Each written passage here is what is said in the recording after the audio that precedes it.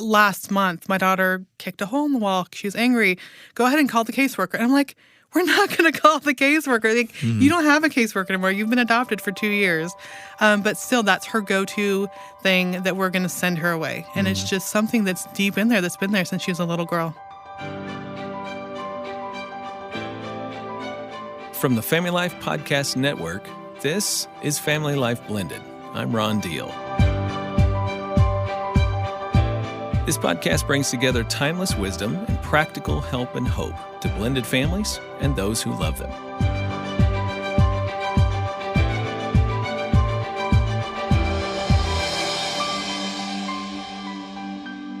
Does your childhood or previous relationships ever creep into your current ones? You'll want to listen to today's podcast if you've ever noticed that certain themes tend to repeat themselves. And you're going to want to listen if you've ever had an angry kid in your home and you've wondered what to do about it. We're going to be talking about that and so much more with my guest, Tricia Goyer. She's a USA Today best-selling author. She and her husband, John, and their large family live in Little Rock, Arkansas. Hey, that's where I live. She's a conference speaker, podcaster, and has been interviewed by numerous national TV and radio programs and magazines. Tricia is an award-winning author who writes both historical fiction and nonfiction related to family and parenting. I asked her about her prolific writing career. Being an author myself, I know a little bit about how hard it is to publish a book. So I asked her how many books she's published to this point.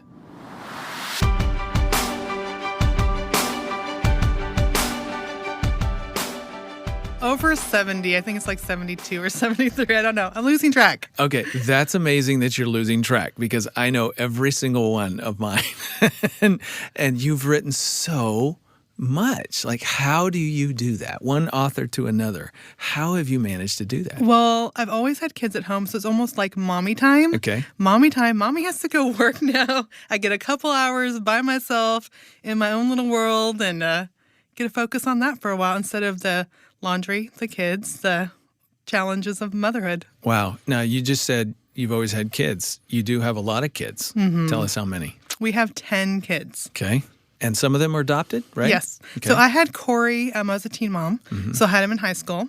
And my husband, John, when I met and married him, he adopted Corey. Okay. Then we had 2 more biological kids. And then in the last, I think, 9 years now, we've adopted 7 kids.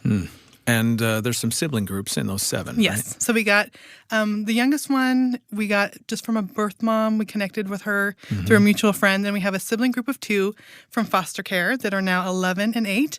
And then a sibling group of 4 girls that are now between the ages of 18 and 14. Wow.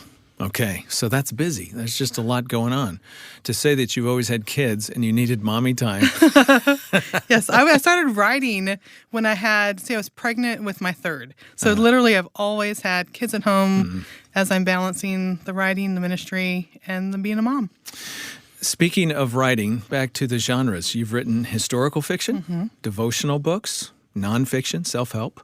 And the most recent one that we're going to talk about is Calming Angry Kids. We're going to come back to that in just a minute. You also wrote a book some people will know of as a movie, Mom's Night Out. Yes, I wrote the novelization for the movie. Okay, and that's great. And that was a few years ago. What a fun movie that really was. It must have been fun to kind of be behind the scenes working with that project. Absolutely. And then we got to walk the red carpet. So here's the movie stars ahead of me, and they're answering questions. I'm like, okay, I'm a mom that's just suddenly in this world. It was pretty fun. That's pretty cool. You've written some books about Amish family life. Is that a genre? It is. Amish fiction. It's a big genre. It is a big genre. If you're listening right now and you've never heard of that before, it's because you don't read those books. But there are a lot of people who do, and you've written a number of them. You know, it occurred to me as I was kind of looking through on Amazon all the books that you've written, and I saw those. You know, it occurred to me, I know a little bit about your life. Mm-hmm. And sometimes the pristine picture that we might imagine in an Amish family story is not your personal story. Is that true? It's so true. And I think the Amish, and I never thought about that before. You were so good at pulling that stuff out of me. I think the Amish world is definitely like the kind of world I wanted to grow up with dad out in the fields and mom in the kitchen, and that wasn't the type of world that I grew up in at all. Tell us about the world you did grow up in. Yeah, well, my mom was a single mom, so she had me when she was in college, and I didn't know my biological dad growing up at all. And so I always was that hole. I just didn't know who he was or why he wasn't around. My mom married my stepdad when I was 4, and then my little brother was born soon afterward. And he was a good guy. He provided for us, but he was very distant. I don't remember ever conversations with him. He was like always in the lazy boy watching sports. He was around, but it wasn't someone I can go sit on his lap or talk to him. My mom was involved, so she would go to our games and that sort of thing, but he was very distant and just there. And he was a Vietnam veteran. So I think a lot of it is just trying to deal with the war and the aftermath and trying to live a normal life afterward. Yeah. So is it fair to say that your mom was present and available in your life? Stepdad was not. Right. Biological dad was not. Right. Looking for a masculine person in your life, did that end up being something that was important or relevant to how you live life? Absolutely. When I was an early teen, I became sexually active, and I think it was just looking for someone to love me, to appreciate me, to tell me I was beautiful. And so here, of course, teenage boys, they were ready and available to do that for me, and ended up facing 2 teen pregnancies. I had an abortion when I was 15, which is something I really regret, and then got pregnant again at 17 and had my son. So it was just this emptiness inside that it wasn't until after I became pregnant the second time that I ended up turning to God and realizing that He loves me and cares for me. But for so many years, I just wanted to be loved and cared for. If you don't mind, let's just unpack a little bit more. Okay. I know there's a lot of blended families listening to us right now, parent, step-parent, and they are eagerly working hard to establish bonds within their family, striving to bridge the gap in the generations, step-parent to step-child. And to hear your story, it's like here you were looking for that from your stepfather, at least on some level you were. He may not have been a really safe person to be around, it sounds like you didn't really know how to relate to him because he was distant, kind of removed. But you would have liked for that to have happened. Is that true? Yeah, very much so. And I think I remember one memory where he actually sat around the dinner table with us, and I had just gotten a tape recorder for Christmas, and we told stories and we laughed and joked. It was like this 30-minute episode that really stands out as the one time where he was involved in our lives. And I think, especially because my younger brother was his biological son, I saw more of a connection with them. And so really felt that I was kind of the odd man out because it was this little family unit with my mom and my stepdad and my brother. And then I was the one, so I was the one always doing my own homework and getting good grades and trying to get approval. But I felt still disconnected.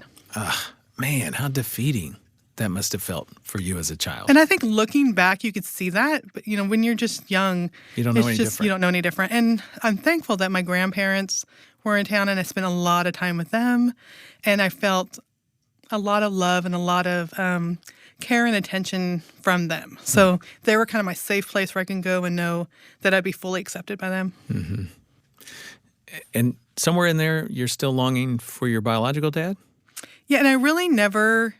now a lot of people talk about finding parents or siblings, and I never thought to ask because I thought, well, if my mom's not bringing it up, it must be something she doesn't want to talk about. And I did know just always that my stepdad wasn't my biological dad, but I never really stopped and asked questions like, where is he or who is he? And I think just basically I thought because she's not talking about it, maybe it's a subject that I shouldn't be talking about either. Interesting. So you didn't, on the outside, express what was going on the inside. Right, absolutely. But I always thought, maybe if I'm good enough, he'll come and find me. And it was always that approval, I got to do things to be good for people to love and appreciate me. And even as a little girl, I remember thinking, if I get good grades, he'll come back, which I never, it's so weird thinking about it now. I never talked about that with my mom. It's just something that I felt inside. Yeah. And by the way, for the listener, just an observation, that's something that's pretty common in all of us when we're children is, we think we're all that powerful. If I'm good enough, this will make this thing happen that I really want to have happen. Kids really have deep longings in their heart, even if they're not articulating those longings. I think sometimes parents, we just kind of forget, if our kids don't make it obvious to us what's going on inside them, we kind of just assume nothing's going on inside them. I can see step-parents listening right now going, yeah, my stepkids don't want a relationship with me. Yeah, no, I'm not so sure about that. Sometimes they're confused by their relationship with you. Sometimes they're deeply loyal to their biological parent, and so they're not really sure where to put you.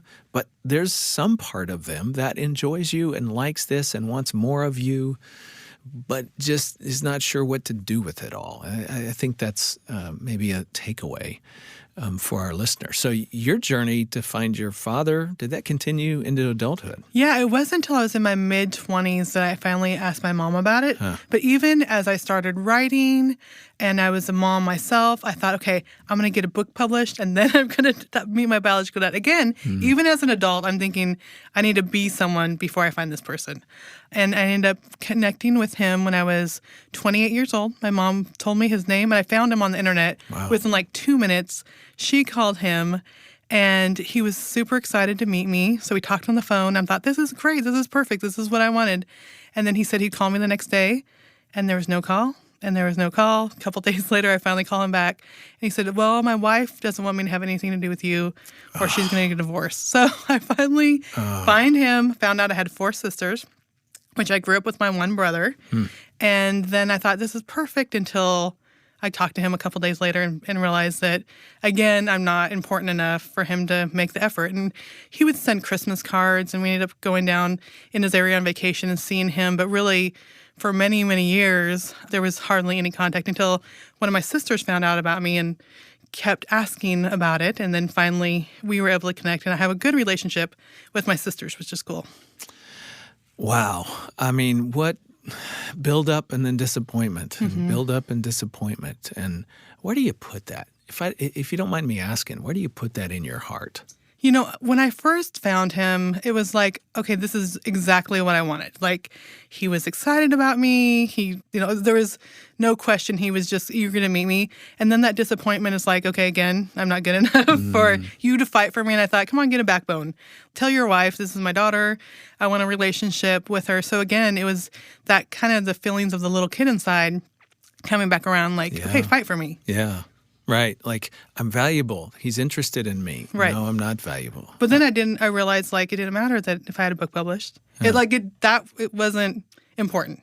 And it wasn't within your power. And it was, yeah. You kind of came to the end of that as well, which had to bring about some sadness, some loss. And really, I almost thought, okay, if he doesn't want something to do with me, I could find my sisters. And I always thought, like, I'm going to fight for this. I'm going to find them. But then really, after I prayed about it, it's like God just told me to kind of just wait and trust him. Like, I didn't need to fight for these relationships, that he knew the relationships I had and just needed to trust him with it. And it was 6 years, but one of my sisters reached out to me. Wow. Well, I'm glad you have that relationship, and I pray that maybe more will develop as a result.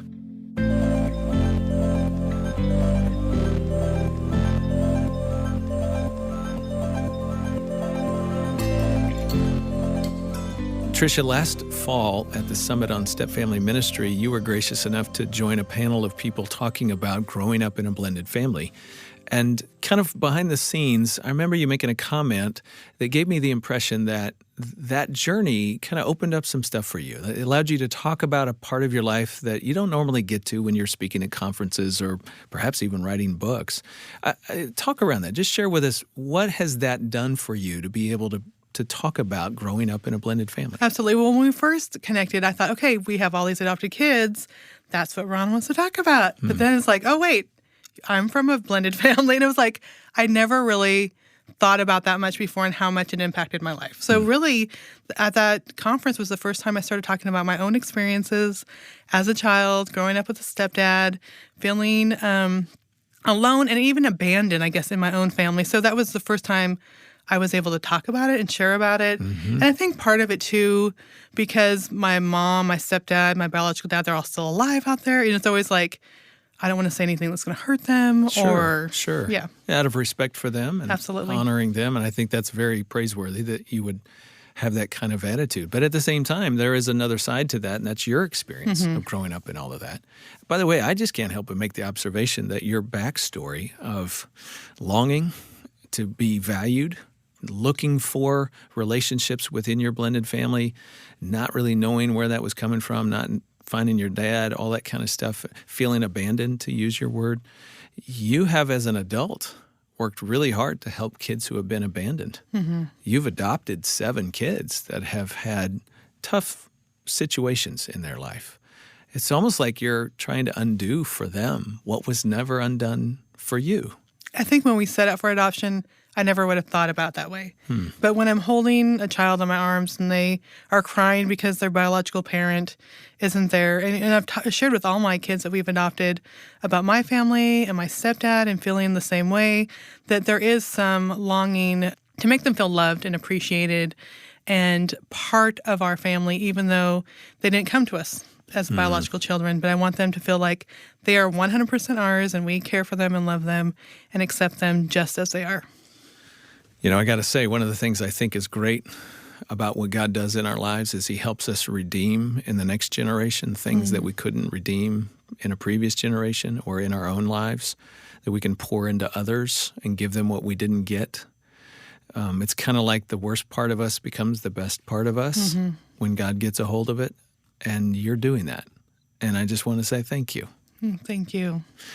Let me connect another dot here from your childhood to the book that you've just released, Calming Angry Kids. You say in your book, and I quote, that your stepdad went from calm to slap you on the side of the head angry in 15 seconds. You've already said he was kind of distant and removed, and you didn't know how to please him and get approval from him. And wow, he had a temper. He did have a temper. So where does that leave you as a kid? In my room, doing my homework, trying to be good, stay out of his way. Yeah. Wow. So avoiding. Trying to be really good. I don't know, perfect is the right word, but finding approval through performing well. Absolutely. Yeah. And afraid of him. Yeah, very much. Wow. So I know that sets you up to deal with anger, because we're going to get eventually to a story where now your kids have some anger issues and you as a parent have to respond well to that. That's coming. And the listener, hold on, we're previewing what is to come. But at this point in the story, you're still trying to deal with his anger in this case and not really knowing where to put it or what to do with it. Right now I'm thinking about a step-parent who's listening, and if they have an anger problem and they're trying to figure out a relationship with one of their stepchildren, what would you say to them about managing that anger problem? You know, I think all of us get angry. And I think one of the things, especially if we're dealing with a child that's being disobedient or angry, one of the things that I've learned since then is that those responses will happen. Like our heart will start pounding, our fists will tense up, and we'll feel the anger. Like our body is made to respond that way, but we don't have to express it. We can send up a prayer, we can take a deep breath, we can open our fist.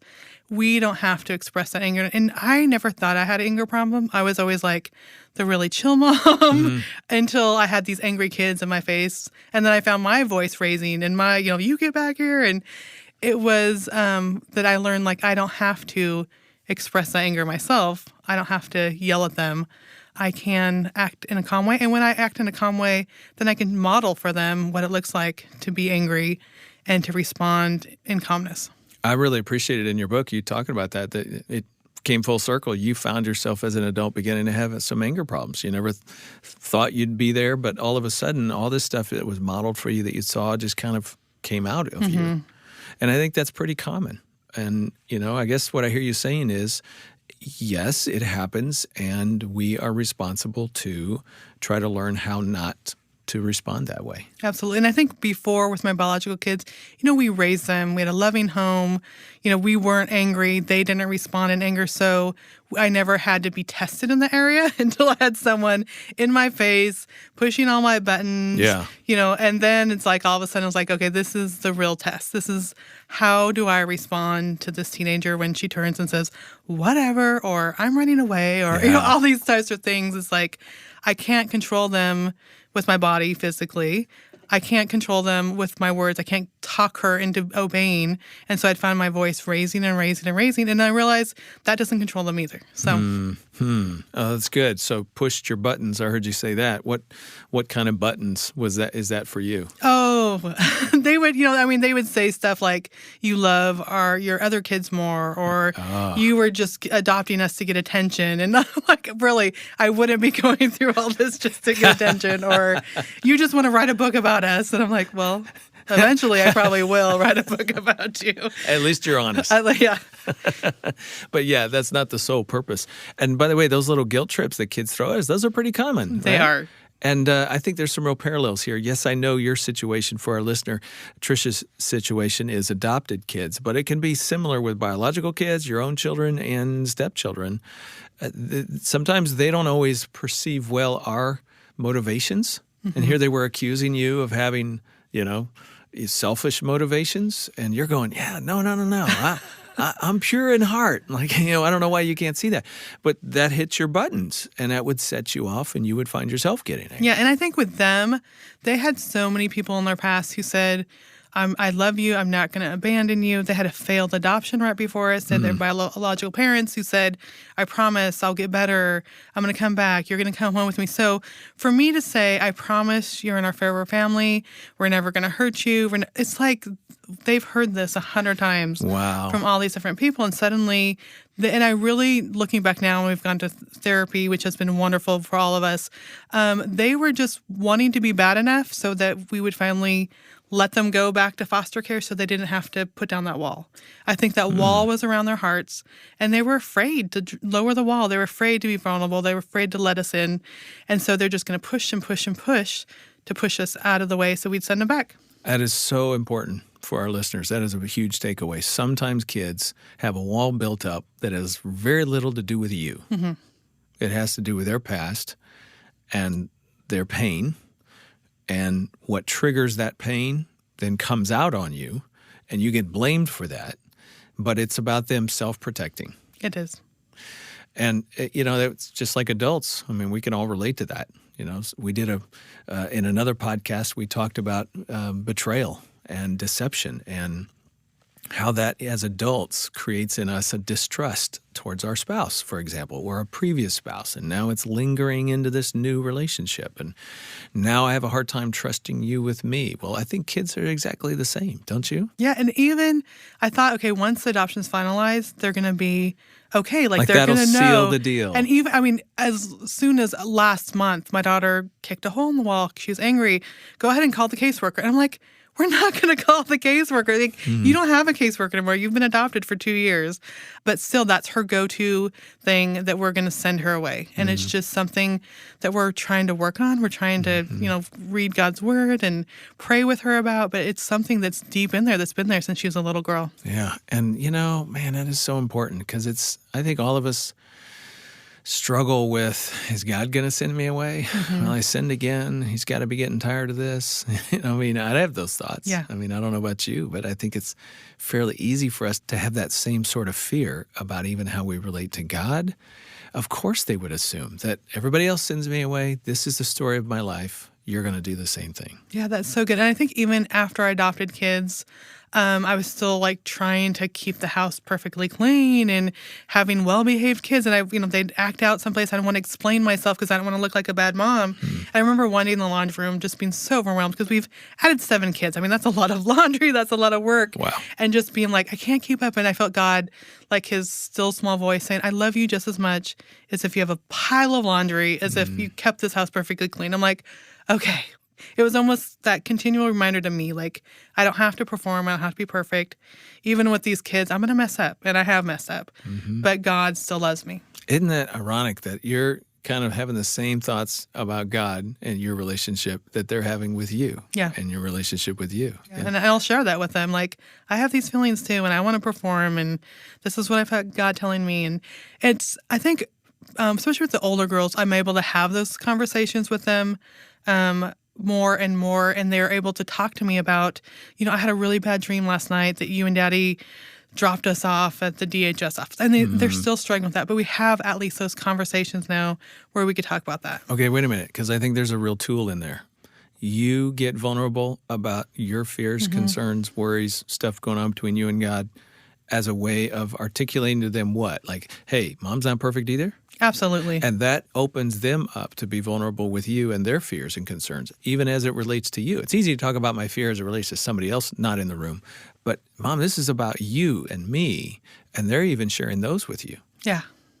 That's powerful because you're using that fear and that concern as a tool to move you closer to the heart of your child and to show them that they are safe to do the same with you. I got to tell you, that is awesome. Yeah, and I think the more I apologize, the more I explain my own worries and fears, then it's just giving them a welcome mat to do the same with me. And that conversation will usually continue with them sharing something that they're struggling with. I will throw in a caveat for the blended family couples listening right now.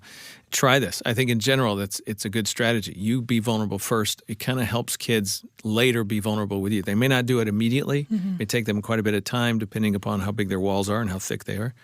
But it at least moves them in that direction. There are exceptions, though. I think a step-parent could try that and discover that it backfires for whatever reason, that a child uses it against you.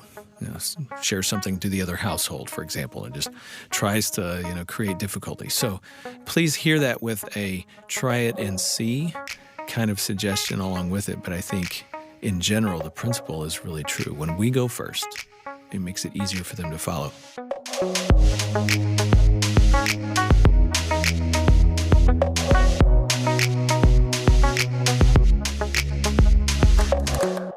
Okay, Tricia, in your book, you write at one point that you and John, your husband, realized that your kids' trauma and the anger that would come out as a result of that was causing you guys trauma. And that really was the impetus for the two of you seeking some help, getting some counsel, and really ultimately you writing this book and being able to share with people what you learned.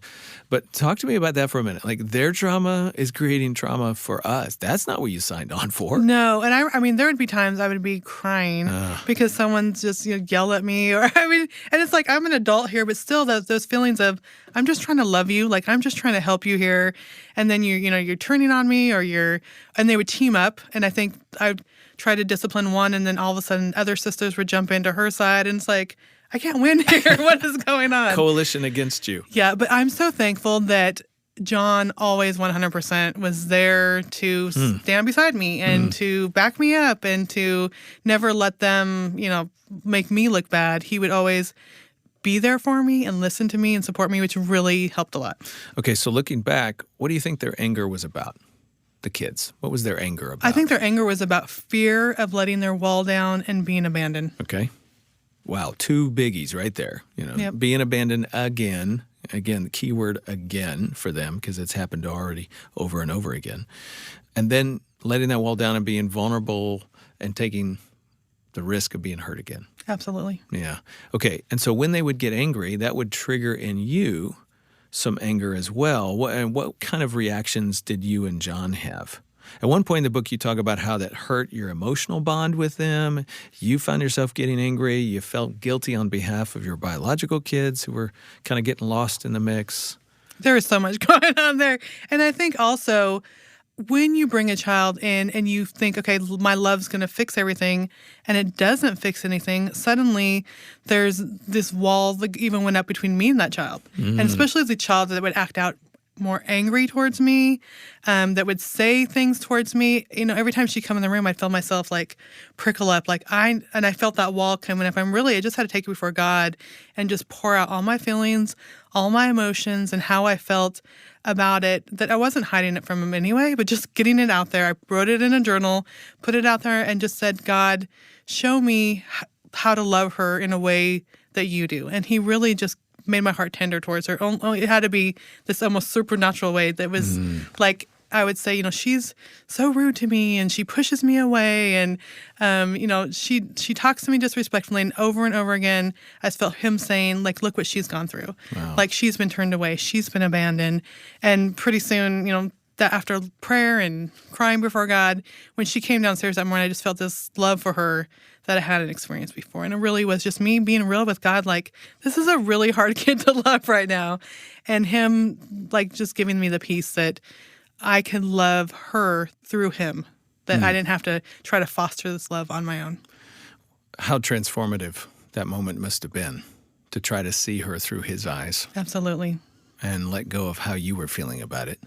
You actually write in your book what you journaled at one point about the kids. And I'd like to just read both sides of this and then let you react to it, okay? So in your book, Calming Angry Kids, on a bad night, you write in your journal, I am hurt by my daughter's rejection. I give so much, and to have it rejected hurts. I feel abandoned and not good enough. This is you talking. I can't fix this. I can't fix her. I worry about the other kids. I want to be loved by her, and I want to love her. I'm tired of being hurt. I feel angry to sacrifice so much, and instead of gratitude, I get defiance and rejection in return. That's real. That's raw. Yep. And then, after beginning to try to see her through God's eyes, your heart softened, and you wrote this. I don't know how much time's taken place between these two, but what a contrast. You write this, she is afraid of being hurt. She's given so much to others, and her heart is battered.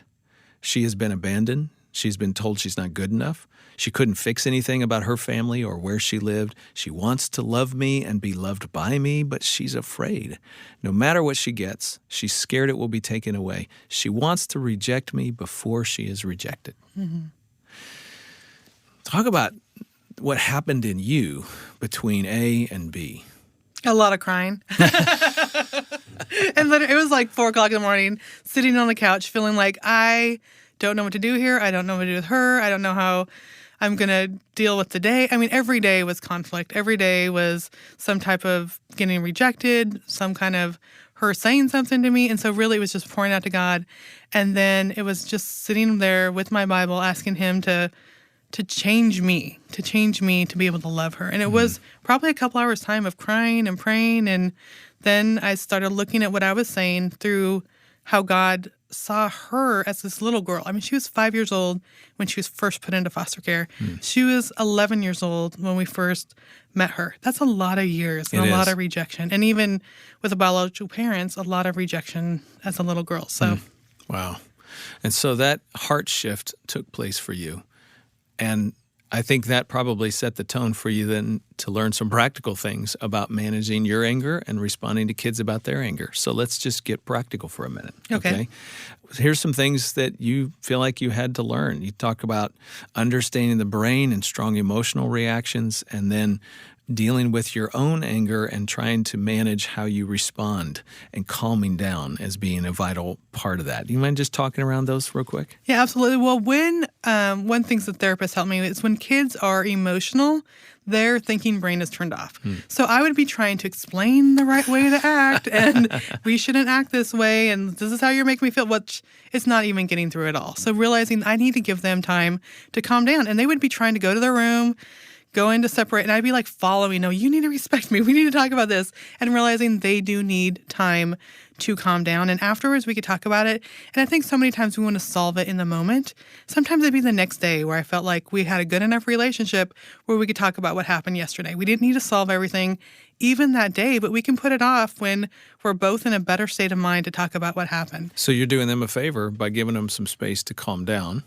And aren't you probably doing yourself a little favor? Absolutely. I'm giving, when they have space, I have space. I'm able to calm down and then also think through what was going on, because something usually triggered the emotion, which it'd be crazy strong emotions. This what I thought was a very minor thing, but to them it triggered something that happened in the past. By the way, that's a little tip for all of us as parents. If you continually see strong reactions from a child to something that feels rather neutral or benign, that sometimes tells you there's a backstory. There's something connected to that, and that's where that strong reaction is coming from. So you had to calm down. By the way, what you said about kids, their thinking brain goes off, happens with adults too. So finding calm is really important so that we can then choose to respond in ways that are going to be helpful. You talked about a couple other practical things, changing your thoughts about them, confessing your own inadequacies, and not taking the bait. Absolutely. And I think one of the things about not taking the bait is, again, the therapist showed me when I get emotional, when I am angry, suddenly it's not about them, it's about me.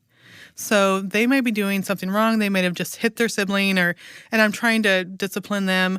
They're angry. If I get angry, then suddenly it's like, you're mean. You are yelling at me. And then suddenly it's not about them and their issue. It's about me.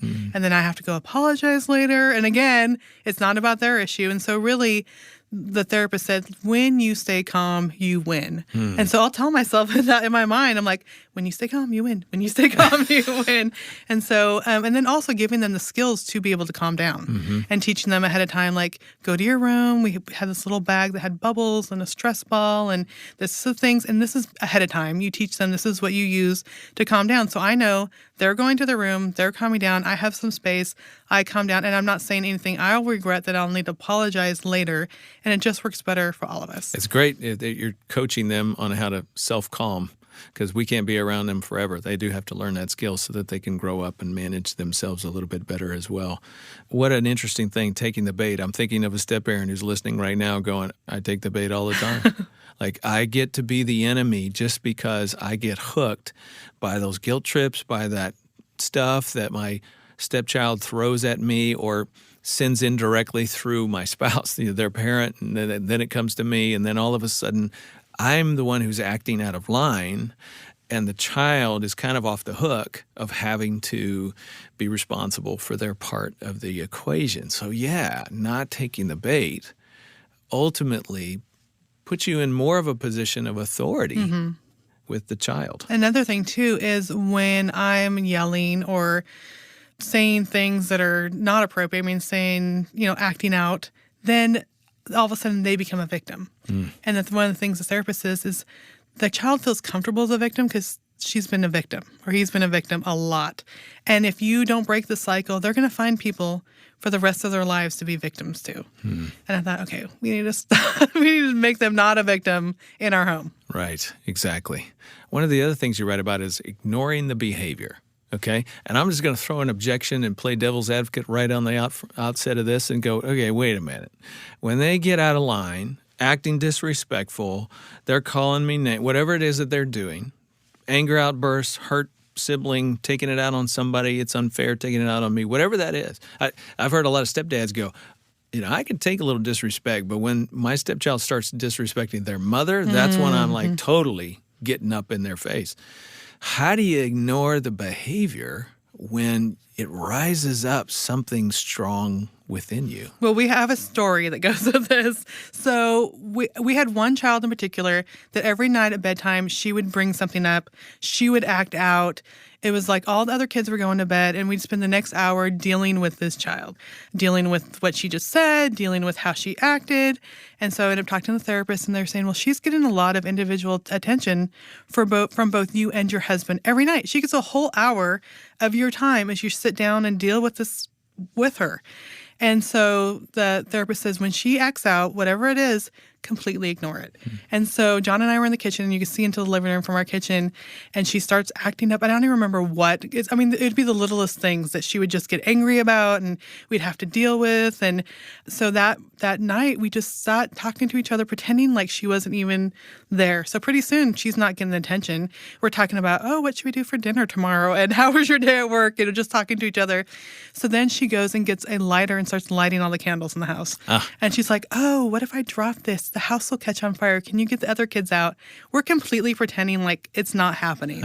And so then she realizes that's not working. She goes, and I had just gotten a whole bunch of homeschool books in, a whole box of brand new books. I hear rip, and my heart is pounding in my chest.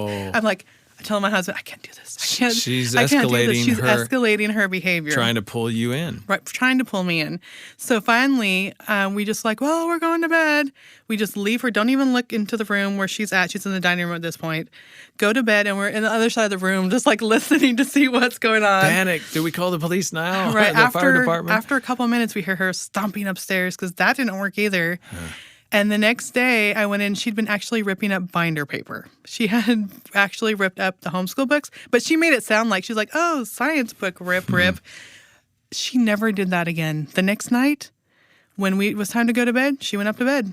First, I was like, so I don't know if it would work every time, but for that situation, she was getting so much attention from us at bedtime for acting out.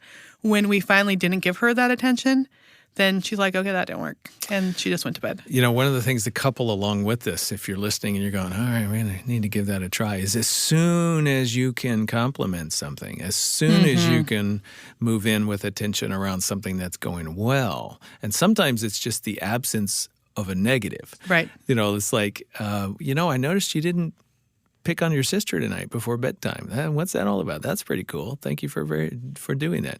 Just finding something that they used to do that maybe they just slowed down even a little bit. Find that one little positive step forward and compliment the fire out of that. So you're combining the not attention for the negative with now something good for something in the right direction. No foolproof solution in any parenting strategy with any one kid, all right? Let me just throw that disclaimer out to our listeners.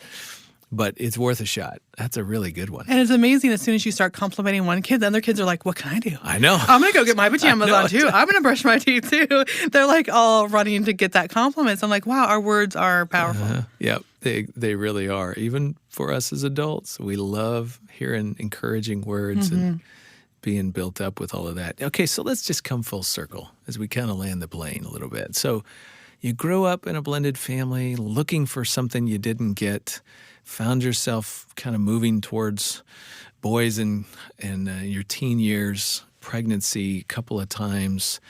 Then you're working with your own children and helping pour into them things that maybe you didn't get yourself and restoring that, redeeming that for them. And somewhere in there, we get you talking about your blended family. I'm just curious if there's, what's happening for you now in this season of your life, both as it relates to your family you grew up in, your dad, your stepdad, all of that, and your family that you're raising. I'm wondering how those pieces are coming together. Yeah, it's interesting now because still I don't have very much relationship with my stepdad. I have to call him. He would never call me. So usually like every 3 months I'll call him. He's off the phone in 10 minutes. It's like, hey, Dad, we adopted 4 kids. Oh, cool. Well, I'm going to go get some donuts now. It's like, it's still, so for those relationships, those hard relationships, just realizing my approval comes from God. I'm never going to please my stepdad. Like, I don't know if it's a personality thing, if it's a Vietnam veteran, just a hard type of, post-traumatic stress thing, but knowing that I can still love him, I can reach out to him, but I'm not going to get that back. And so I think even with my mom, my biological dad, those relationships are there, but I can only do so much. Like, I can never please everybody, and just coming to full circle. And then even with our kids that we have adopted, it's like I could love them. There's still going to be conflict. And I'm never going to, again, get the approval. I guess it all goes back to people can never give us the approval we desire. We just need to realize that God's love is enough, and that we are doing this to, as a way, and God says to care for the widows and the orphans. I'm caring for them. I'm turning them over to God. I'm pouring into them His word as much as I can, and just hope that their lives will be transformed because of that.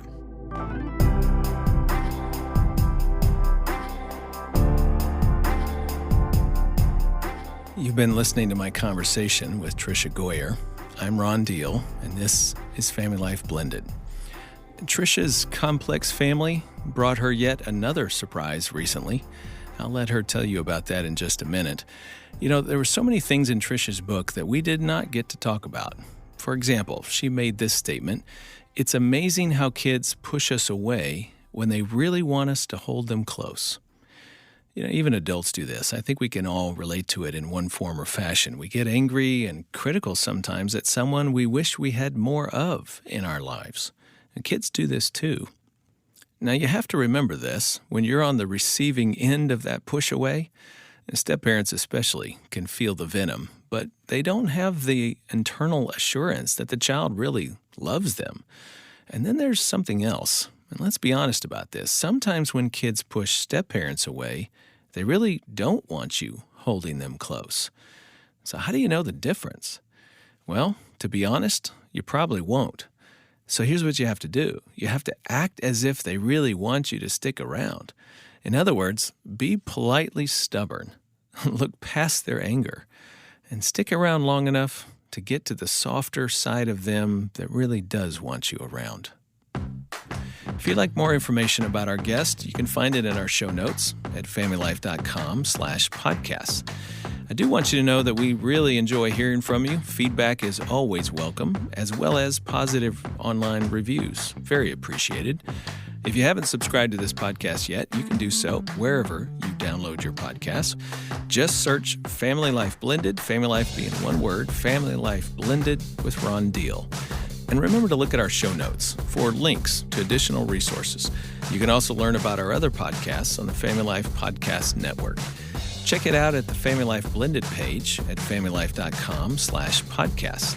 And maybe, if you like what you hear, you'll tell somebody about it. Our marketing department is, after all, you.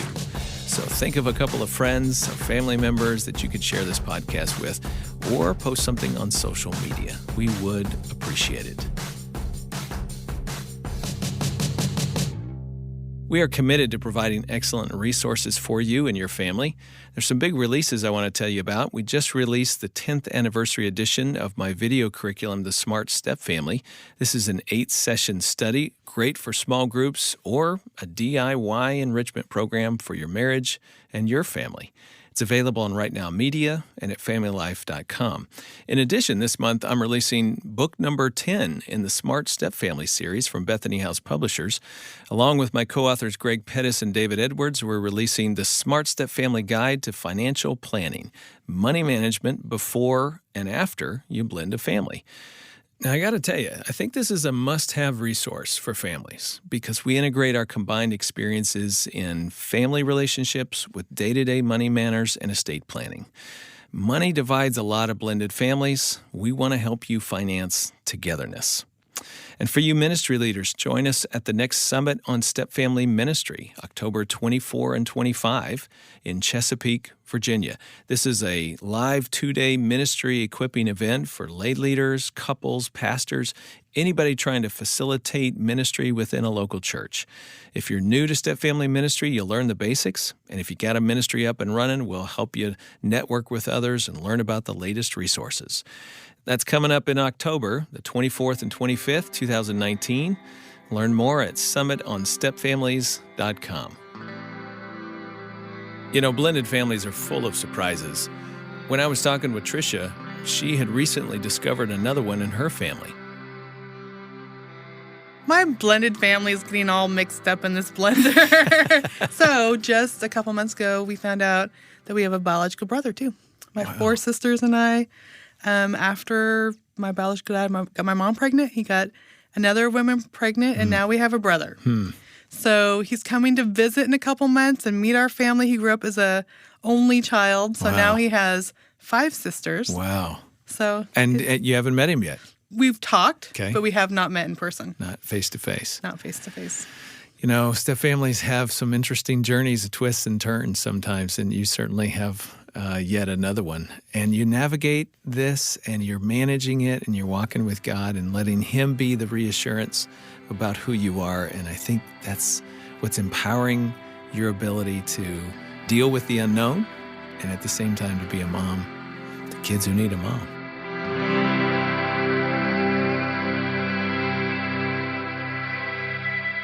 Next time, we'll hear from my friend Lauren Reitzema about the inner world of children of divorce now living in a blended family. If I've learned anything about my own experience in interviewing people in this blended family experience is that one of the heaviest burdens that parents bear is how is this going to affect my children?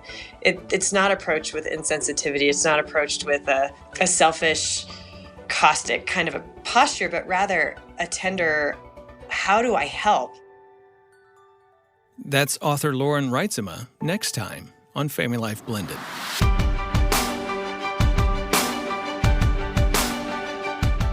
I'm Ron Deal. Thanks for listening, and thanks to our Family Life Legacy partners for making this podcast possible. Our chief audio engineer is Keith Lynch, Bruce Goff, producer, mastering engineer Justin Adams, and theme music provided by Braden Deal. Family Life Blended is provided by Family Life and is part of the Family Life Podcast Network.